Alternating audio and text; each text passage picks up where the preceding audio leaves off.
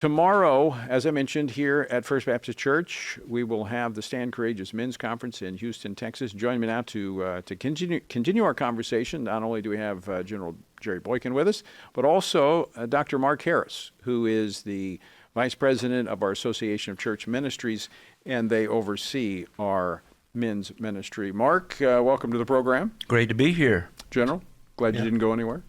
You said stay here, and I do know how to follow an order. Okay, well, very good, very good. So before I forget, what time do they need to show up at the door in the morning if they're here?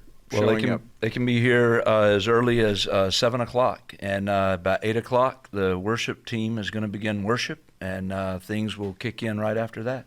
So registration opens at 7? Yes. Okay, registration opens at 7. If you're in the area and you want to come join us, there's still room for you. Mm-hmm. So let's talk a little bit about, the General mentioned the breakout sessions that will be held tomorrow, in addition to the main stage speakers. So tell us about some of the breakouts. We got a number of breakouts, Tony, that really are going to help men to put into action what they're going to hear from the platform. I mean, you're going to hear the plenary speakers, as General touched on earlier, talking about being the provider, being the battle buddy, being the defender, being the chaplain in the home, being the instructor in the home.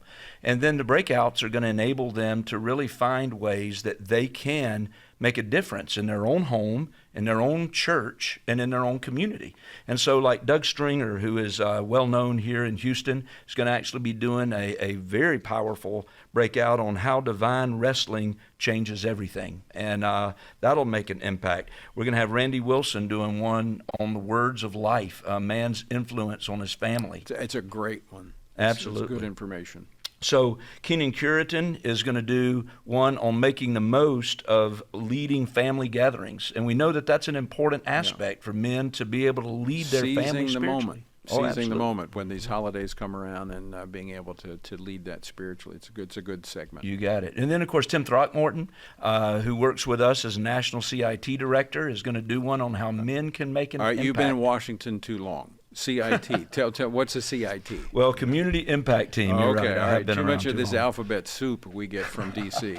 So that's actually for churches to set up kind of the moral conscience of their church in terms of engagement. Exactly. Just as you were touching on just a moment ago about in Louisiana. I mean, if you have believers in Louisiana that are going to get on the phones and load up and get folks within their church to reach out to the state senators and that need to take this bill up and support it, that's a community impact team. So they do voter registration. They keep up with the issues. They also do community projects. They do. Service projects. Service community. And so that's a great breakout as well. What else we got? And then I'm going to be doing a breakout actually on a biblical response to America's growing crisis. Nobody has to argue with the fact that we're in a crisis in America. We're feeling it at every point. And primarily what I'm doing is setting the stage, using the book of Nehemiah as a matter of fact, and talking about the fact that we have started an Association of Church Ministries where, again, we're calling churches together to stand, not only the pastors coming together like through our Watchman ministry, but really churches that are identifying, standing shoulder to shoulder, arm in arm, identifying. Never been more important than having that fellowship of like-minded pastors and churches. So very quickly, we're up against the break, but how can pastors who are listening find out more about this Association of Church Ministries? If they will simply go to acm.frc.org.